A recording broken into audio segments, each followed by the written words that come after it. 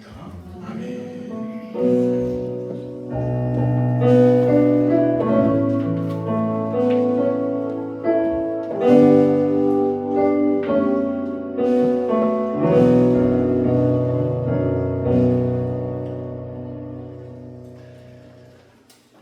하나님의 말씀 로마서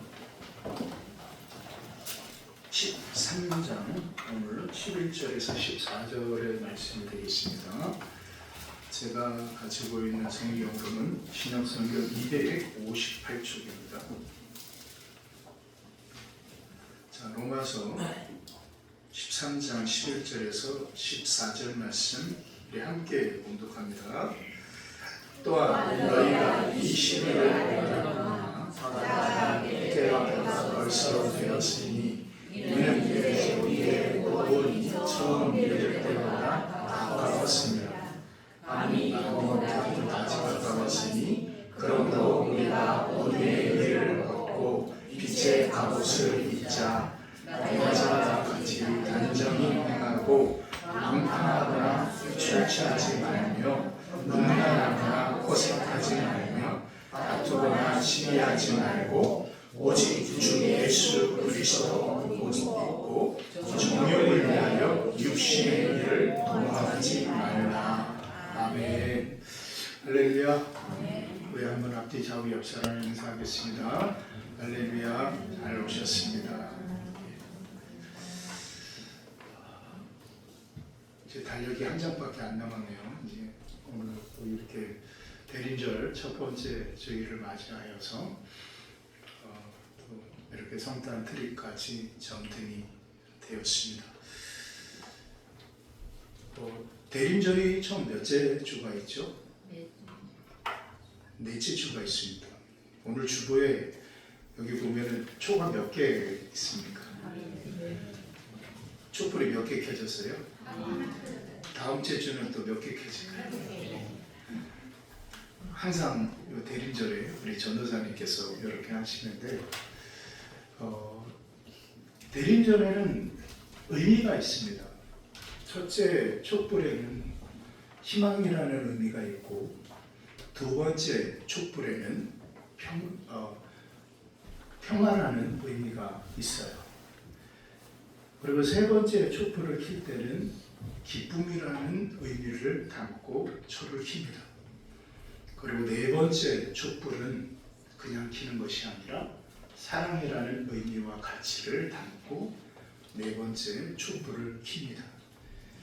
네 번째 촛불이 다 켜져졌을 때 비로소 예수 그리스도 우리 주님께서 오신 성탄절을 우리는 맞이합니다. 그러므로 희망을 갖고 평화를 누리고 참된 기쁨을 통하여서 그 사랑을 실천하고 온전히 이루어나가는 삶의 부분이 대림절 네 주를 통하여서 우리 삶 가운데 이루어지며 그 삶을 통하여서 예수 그리스도를 기다리며 온전히 살아가는 삶이 그 절기가 이 대림절 절기가 되겠습니다. 여러분 지난주에 이번 지난주에 여러분들도 좋아하시는 분이시죠. 한 분이 소천하셨어요. 누구시죠? 이순재 선생님께서 소천하셨습니다. 그분의 연세가 90이 넘으셨더라고요. 근데 저는 그분을 이렇게 볼 때마다 그분이 굉장히 똑똑하신 분이거든요. 그분이 서울대 철학과 출신이십니다. 서울대 철학과 출신이신데 제가 기억하는 그분은 뭐냐면 연극인이에요. 연극인.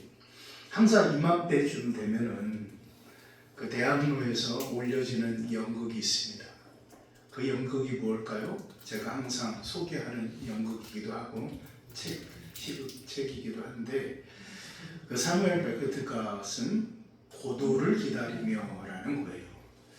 그 고도를 기다리며의 주인공 에스트라곤과 블라디미르 두 사람 중에 이 이순재 이분이 그 에스트라곤을 항상 역할을 담당하셔서 그 연극을 이렇게 하셨어요.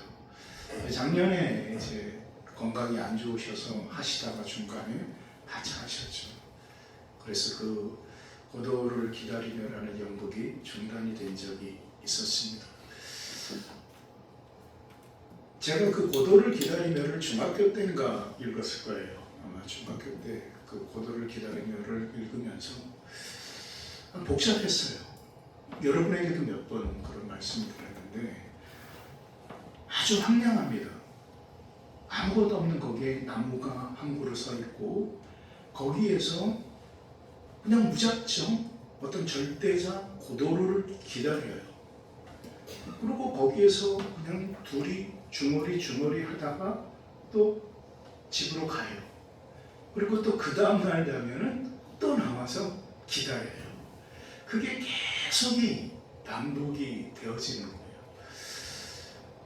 저는 그거를 이렇게 읽으면서 제가 그때 어린 나이에 깨달았던 것은 뭐냐면은 우리가 예수 그리스도를 믿고 예수 그리스도의 오심을 사모하며 나가는 삶 가운데 저는 사실 그때만 해도 예수 그리스도가 제 장가 가기 전에는 오실 줄 알았어요. 저는 그때 분명하게 그렇게 믿고 있었어요. 그때 중학교 때 그때 말도 못하십니다. 그때 그 생명에 서신 서달성 목사님 거기에서 막 뭐 휴거 영화부터 대칠년 대환란 영화가 한국 교회를 완전히 휩쓸어 버렸어요. 그때서. 그래서 그 생명의 서신에서 그 서달성 목사님이 쓴 책, 그 다음에 알베르토 디베라 예수의 승부였죠. 그분이 쓴 책 그때 엄청 읽었어요. 그러면서 그 생각했던 것은 뭐냐면 우리 인간에게 있어서 구원이라는 부분에 대한 어떤 본성의 부분이 있어요. 그러니까 여러분 두려움은 어디서 온다고 그랬어요? 제가 지난주에 말씀을 드렸어요. 죄에서 온다라고 말씀을 드렸어요. 그러니까 성경에서 두려워하지 말라라고 말씀하신 그 이유는 뭐냐면은 뭐의 문제를 해결하셨기 때문에. 그렇죠. 죄의 문제를 해결하셨기 때문에. 자, 고도를 기다리면서 이 에스더라든가 블라디미르가 그 고도를 기다립니다. 고도가 옵니까 안 옵니까? 안 와요. 절대로 안 와요. 그런데 그 두 사람은 기다려요. 그래서 과연 이 사무엘 베게트가 그 글을 통해서 참으로 사회에 참으로 호소하고 고발하고자 하는 내용이 뭘까라는 거예요. 그것은 모든 사람이 구원이라는 것을 기다리는데 그 구원에 대한 확신을 가지지 못하는 어떤 시대에 대해서 고발하지 않나라는 그런 생각을 해봤어요. 그러니까 모든 사람들이 예수 그리스도의 오심을, 여러분들도 마찬가지고 저도 마찬가지예요. 근데 그 오심을 기다리는데 그 오심을 기다리면서도 정말 오실까라는 어떤 불확실한 삶 가운데 서 있는 어찌 보면 오늘날 교회의 모습, 그것이 아닐까라는 생각을 저는 한 주간 동안 이렇게 묵상을 하면서 어김없이 시간이 됐나봐요. 생각을 해보게 되었어요. 그런데 여러분 한번 생각해 보십시오. 여러분에게 있어서 기다림이라는 것은 무엇입니까? 제가 전에 그런 말씀을 드렸어요. 정말로 우리가 대림절이라는 이 기간을 보내면서 이 대림절은 예수 그리스도의 오심을 기다리는 시간들이에요. 그래서 12월 25일 날 예수 그리스도가 그날 오셨다 안 오셨다 이것이 중요한 것이 아니에요. 어떤 사람들은 또 12월 25일 날 예수가 안 왔다, 다른 날에 태어났다 라고 주장하는 사람들도 있어요. 그래, 네 말이 맞아. 12월 25일 날 예수님이 그날 안 오셨어도 상관이 없어요. 그러나 중요한 핵심의 부분은 예수 그리스도께서 이 땅에 어떻게 하셨다라는 거예요. 오셨다라는 믿음, 그 믿음을 갖고 나가는 거예요. 12월 25일이 아니라도 상관없다니까요. 자, 예수 그리스도의 오심을 우리가 재림을 기다려요. 제가 몇 년 전에 그런 말씀 여러분에게 드렸어요. 예수 그리스도가 오심에 대한 그 재림 신앙의 본질은 뭐냐? 저와 여러분이 예수 그리스도가 오신다라는 그 믿음을 가지고 살아가는 거다라는 거예요. 그러니까 불확실함 속에 고도를 기다리며 해서 그 두 사람이 그냥 무작정 기다리는 것이 아니라 그 확신을 가지고 살아가는 그 믿음의 삶, 그것이 그 사람에게 있어서 바로 예수 그리스도의 오심에 대한 믿음인 것이고, 그 믿음을 가지고 있는 그에게 예수 그리스도는 이미 그에게 오신 것이요, 그에게 임재하신 하나님의 은혜라는 것입니다. 그럼 우리가 그 예수 그리스도를 기다린다라는 그냥 그 의미가 뭐냐? 그냥 기다리느냐? 아니라는 거예요. 결코 아니라는 거예요. 여러분, 사도 바울이 너희가 복음으로 말미암아 자유함을 입었다고 해서 함부로 살지 말라라고 말씀하세요. 당시 철학사조에 여러 철학사조가 있었는데, 스토아 철학 가운데 여러분 그 쾌락주의라 그래서 에피쿠로스 학파라는 이야기를 들어보셨을 겁니다. 그 사람들의 논리는 뭐냐면은 내가 자유하니까 내가 어떠한 행동을 해도 상관없어. 그것이 이제 우리나라에서 구원파와 이 구원파에 의하여서 그것이 구원을 받았기 때문에 이제 그 삶의 부분은 절대로 어떻게 살든지 상관없다, 이런 논리까지 가게 되어져요. 근데 그게 아니거든요. 근데 여러분 보십시오. 우리가 기다려요. 그러면 기다린다고 그러면 뭐로 증명하고 어떻게 나갈 거예요? 여러분, 오늘 말씀에 바울이 이야기하는 것이 뭐냐면, 그럼 너희가 예수 그리스도를 기다리느냐? 그러면은 너희가 그 기다린다라는 의미가 뭔지를 알아라. 결국 그 사도가 이야기하는 기다림의 부분은, 정의는 뭐냐? 깨달으라라는 거예요. 깨달을 때 깨어 있을 수 있기 때문에 결국 우리가 기다린다라는 것은 뭐 하고 있으라? 깨어 있으라라고 말씀하시는 거예요. 깨어 있으라. 열처녀의 비유를 통해서도 주님께서 말씀하신 핵심의 부분은 뭐냐면은 기다린 그 자체가 아니라 깨어 있음이 중요한 부분이에요. 그러니까 우리는 자꾸만 기다림을 생각을 해요. 아니에요. 기다림이 중요한 것이 절대로 아닙니다. 기다리면은 뭐 하고 있어야 돼요? 깨어 있어야 되는 거예요. 그럼 여러분 깨어 있습니까? 저와 여러분이 깨어 있느냐라는 거예요. 자, 오늘 성경으로 들어갑니다. 자, 11절 말씀 함께 있습니다. 시작.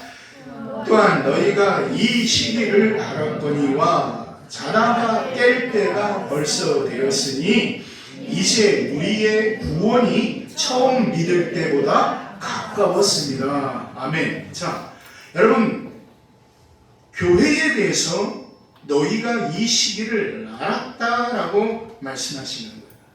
그럼 이 시기에 대해서 알았다라고 말씀하신 그 말씀의 의미가 뭐냐? 어떤 의미냐? 예수께서 오신다라는 그 시기를 말하는 건가? 아니에요. 그 앞에 뭐라고 말씀하셨어요?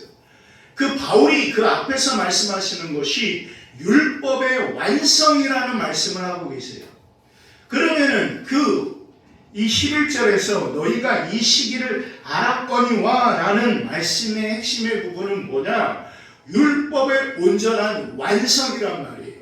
그러면 여러분, 율법의 그 하나님의 말씀의 온전한 완성은 무엇으로 이루어지느냐? 예수 그리스도를 통하여서 이루어지는 것이요, 예수 그리스도를 통하여서 이루어지는 저와 여러분에게 있어서 본질적인 부분은 무엇이냐? 재림하는 예수 그리스도 오심을 통하여서 율법의 완성이 이루어져요. 그러므로 우리가 그 시기를 알아요.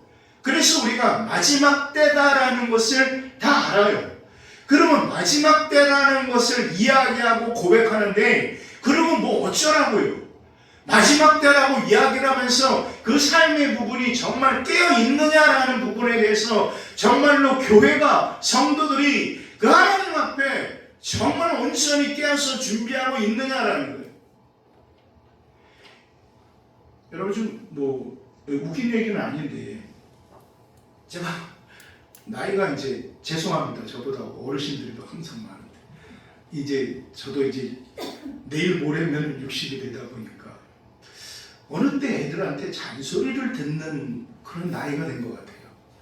전에는 애들한테 이렇게 해라 저렇게 해라 라고 얘기를 했는데 요즘은 이제 거꾸로 아빠 이렇게 아빠 저렇게 막 이렇게 이제 가르쳐요.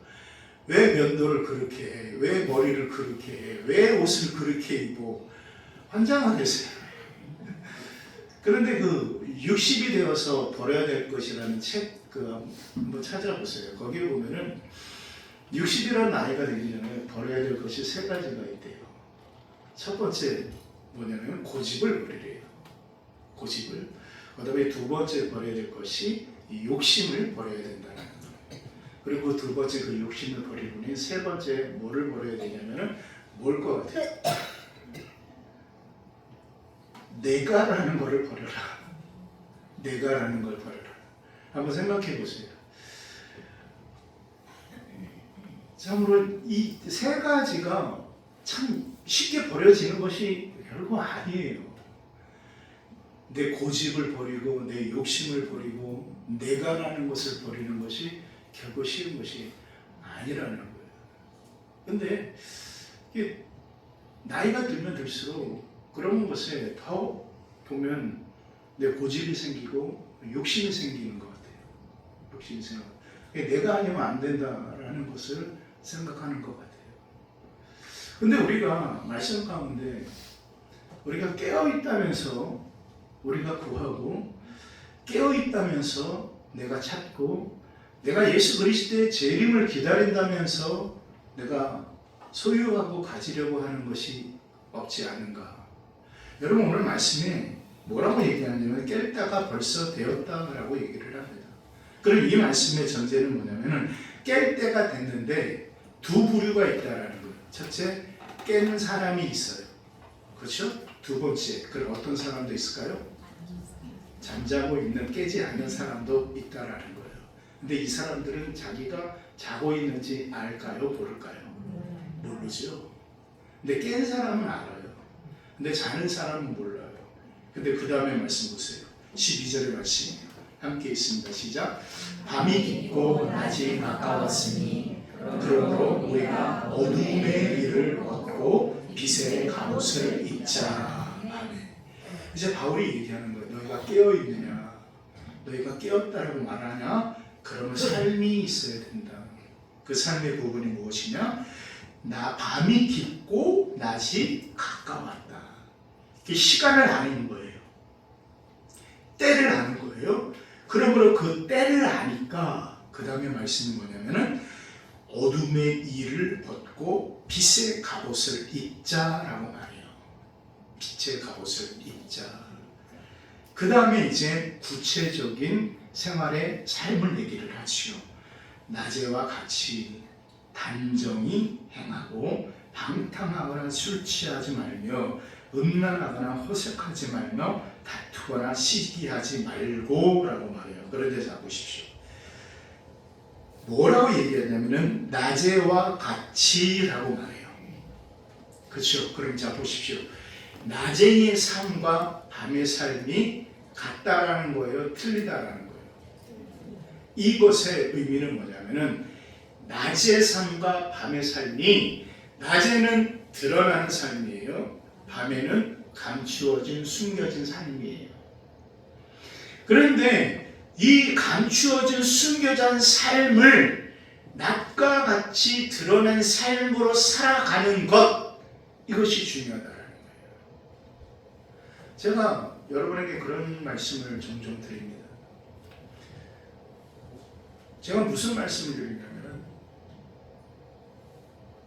자 보십시오. 낮에와 같이 밤의 삶도 동일하게 드려야 된다. 여러분, 바울이 디모데에게 경건의 모양은 있으나 경건의 능력이 없는 자를 뭐하라? 조심하라, 삼가하라라고 얘기를 해요. 이 겉으로 보면은 경건의 모양이 있는 것 같아요. 근데 밤이 되면은 경건의 능력이 사라져요. 오늘 바울이 그 얘기를 하는 거예요. 그러니까 바울이 낮이 됐든 밤이 됐든 빛의 옷을 입으라 라고 말씀을 하시는 것은 뭐냐면은 바로 그거예요. 우리가 외적인 경건의 능력을 갖췄습니까? 그럼 내적인 경건의 능력을 채워나가라 라고 말씀을 하시는 거예요. 결국 우리가 깨어있다라는 것은 무엇이냐? 내 안에 있는 참으로 겉의 경건의 모양이 아니라 내 안에 경건의 능력을 체험하는 삶의 부분을 말씀하시는 거예요. 그러면 자, 그 경건의 능력을 채워나가는 삶의 부분이 무엇이냐? 오늘 14절의 말씀에 우리가 함께 읽을까요? 시작. 오직 주 예수 그리스도로 옷 입고 정욕을 위하여 육신의 일을 도모하지 말라. 자, 바울의 결론은 뭐냐면은 빛의 옷이라고 그랬는데 그 빛의 옷은 다른 옷이 아니야. 바로 이 14절에 보니까 뭐라고 말씀하셨냐면은 주 예수 그리스도로 옷을 입는 거야 라고 말씀하셔요. 그리고 그럼 그 주 예수 그리스도로 옷을 입는 삶의 부분이 무엇이냐? 자, 정욕을 위하여 육신의 일을 도모하지 말라 라고 말씀하세요. 즉 제가 60이 되어서 버려야 되는 세 가지를 말씀을 드렸을 때 먼저 고집을 버려야 되고 욕심을 버려야 되는 거예요. 자, 고집과 욕심의 본질은 무엇을 위한 걸까요? 육신을 위한 것이 본질이란 말이에요. 그런데 뭐라고 말씀하셨냐면 그것을 정욕이다 라고 말씀을 하시는 거예요. 요한 사도가 그래서 안목의 정욕과 육신의 정욕과 안목의 정욕과 이생의 자랑을 정말 너희가 버려라 라고 말씀하시는 이유가 바로 거기에 있는 거예요. 그러면서 분명하게 말씀하시는 것이 뭐의 일을 도모하지 말라? 육신의 일을 도모하지 말라. 그런데 앞에서 바울이 로마서를 통해서 말씀하신 것이 있어요. 육신의 생각은 하나님과 뭐가 됩니까? 원수가 됩니다 라고 로마 교회에게 말씀하셨어요.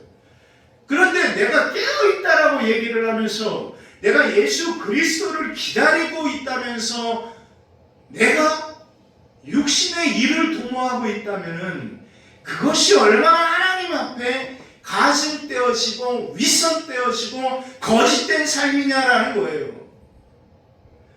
내가 깨어있다라는 것은 내가 예수 그리스도를 기다린다라는 것은 다른 것의 본질이 아니에요. 깨어있음에 대한 본질이에요. 그것이 중요한 것을 오늘 본문에서 말씀하고 계시거든요. 여러분 베드로전서 5장 8절 9절의 말씀이죠. 근신하라 뭐하라 깨어라 라고 말씀을 하시는 거예요. 근신하라 깨어라. 이유는 뭐냐면 너희 대적 마귀가 우는 사자처럼 두루 삼킬 자를 탔고 다닌다라고 말씀을 하시는 것이 성경의 말씀이라는 거예요. 그러니까 우리가 육신의 옷을 벗어버리고 영의 옷을 입고 빛의 옷을 입고 예수 그리스도의 옷을 입는 것이 결코 쉬운 것이 아니라는 것을 바울은 전제해요. 그러니까 우리가 영적으로 살아가고 깨어있는 것이 쉽다는 걸까요? 어렵다라는 걸까요? 어려워요. 내가 깨어있지 않으면서도 깨어있다고 너희들 착각하지 마. 그것이 성경에서는 분명하게 우리에게 말씀하고 계십니다. 자, 우리가 대림절 첫째 주를 맞이합니다. 우리는 예수 그리스도의 오심을 기다리는 하나님의 사람들이에요. 초림의 예수 그리스도가 이 땅에 오셨으면 우리는 재림의 예수 그리스도가 이 땅에 오실 거라는 믿음을 가지고 살아가는 하나님의 사람들이에요. 그런데 그 사람들은 이제 특별한 사람들이에요. 그 사람들은 다른 옷을 입고 살아가는 사람이고 다른 목적과 다른 가치를 가지고 살아가는 사람들이라는 사실을 여러분 잊지 마시기를 주의 이름으로 축원드립니다. 여러분 무엇으로 옷을 입으시겠습니까? 예수 그리스도로 옷을 입으라고 합니다. 그럼 그 예수 그리스도로 옷을 무엇을 통해서 입으시겠습니까? 예수 그리스도께서도 옷을 무엇으로 입으셨냐? 말씀이 육신이 되어 우리 가운데 거하시네. 그 예수 그리스도 또한 말씀으로 옷을 입으신 것이고 저와 여러분 또한 그 하나님의 말씀으로 옷을 입어야 된다는 사실을 여러분 잊지 마시기를 주의 이름으로 축원드립니다. 그렇습니다. 지금은 깰 때입니다. 그동안 많이 주무셨습니까? 그러면 깨십시오. 그럼 깨어있다라는 것이 무엇입니까? 말씀의 옷을 입는 거라는 사실을 기억하시기를 주의 이름으로 축원드립니다. 여러분 육신의 일을 도모하십니까? 여러분이 정욕으로 여러분이 붙들고자 하는 육신의 것들을 참으로 놓치지 않고 계십니까? 오늘 성경은 분명하게 말씀하십니다. 정욕을 위하여 육신의 일을 도모하지 말라. 그것이 깨어있는 자의 삶의 본질이라는 것을 오늘 바울은 분명하게 우리에게 말씀하십니다. 사랑하는 성도 여러분, 이제 우리는 대림절의 또 두 번째, 세 번째, 네 번째 절기의 예배를 드릴 것입니다. 오늘 그 첫 번째 우리가 참된 희망을 갖는다라는 것은 뭐냐? 다른 것이 아닙니다. 그 하나님의 말씀이 저와 여러분에게 참 희망이 되어지고 그 옷을 입었을 때 내 삶이 바뀌고 변화될 수 있다라는 소망을 갖고 살아가는 삶이라는 것을 우리가 함께 기억하기를 주의 이름으로 축원드립니다. 이 땅에 오신 예수 그리스도를 우리가 함께 기억하며 또다시 저와 여러분을 위하여서 이 땅에 오실 그 예수 그리스도를 우리가 함께 마지막까지 끝까지 기다리면서 믿음의 경주를 마치고 그 경주의 끝에서 저와 여러분이 함께 하나님 앞에 온전한 기쁨의 찬양을 그리고 그 영광을 올려드릴 수 있는 저와 여러분 우리 새하늘 모두 믿음의 성도들의 삶이 되시기를 주의 이름으로 축원드립니다. 기도하겠습니다. 이 시간 우리 말씀을 묵상하면서 우리가 좀 한 목소리로 기도했으면 좋겠습니다. 여러분, 우리는 정말 구원을 갈망합니다. 그럼에도 확신을 갖지 못하고 그냥 그 기다림 속에 묵묵히 방황하고 있지는 않은가? 여러분, 인간은 육신의 삶은 허무할 수밖에 없습니다. 서두에 말씀드렸던 것처럼 황량한 시골길, 잎이 거의 없는 외딴 나무 한 그루 밑에서 절대자 고도를 기다리는 그 두 사람의 모습처럼 이 땅을 살아가는 사람들이 그 모습으로 살아갑니다. 그런데 그러한 인생을 위하여 예수 그리스도께서 오셨습니다. 그리고 그러한 인생을 위하여서 그 예수 그리스도께서는 또 다시 그 구원의 온전함을 이루시기 위하여서 오시겠다고 말씀을 하십니다. 여러분, 우리가 정말 예수 그리스도의 오심을 기다리며 사모합니까? 그러면 우리의 삶을 살펴봐야 됩니다. 우리가 그 시기를 압니다. 그리고 이미 벌써 깨어 있을 때가 되었습니다. 그럼에도 우리가 예수 그리스도 거룩하신 하나님의 말씀으로 옷을 입고 있는가 그렇지 않은가라는 것을 우리는 살펴봐야 된다는 것입니다. 이 시간 우리 한 목소리로 기도하겠습니다. 하나님, 내가 오직 주 예수 그리스도로 옷을 입고 말씀처럼 정욕을 위하여 육신의 일을 도모하지 않게 하여 주시옵소서. 참으로 낮의 모습처럼 밤의 모습이 드러나게 하시고 낮의 삶처럼 밤의 빛의 장의 삶으로 살아갈 수 있도록 인도하여 주사 아버지 하나님의 거룩함으로 자녀의 온순함으로 살아가는 우리 모든 삶이 되게 하여 주시옵소서. 우리는 함께 한 목소리로 기도하겠습니다. 살아계신 아버지 하나님, 하나님의 크신 사랑과 은혜를 정말 감사를 드립니다. 오늘도 아버지 하나님께 소리를 들으시고 아버지 하나님 인도하여 주시니 감사합니다. 하나님, 이 시간에 오시 주의 은혜 가운데 나아갑니다. 아버지 하나님, 우리가 깰 때라는 것을 압니다. 깨어있다라고 생각합니다. 그러나 정말 내가 하나님 앞에 아버지의 말씀 가운데 깨어있는가라는 것을 살피게 하여 주시옵소서. 오직 주 예수 그리스도로 옷을 입게 하시고 내가 육신의 정욕을 위하여, 안목의 정욕을 위하여, 이생의 자랑을 위하여 육신의 일을 도모하며 살아가는 것이 아니라 말씀으로 옷을 입으며 빛으로 갑옷을 입음으로 아버지 하나님 오직 머리부터 발끝까지 예수 그리스도로 아버지 하나님의 온전히 옷 입고 나아갈 수 있는 우리 하늘 모든 믿음의 성도들 되게 하여 주시옵소서.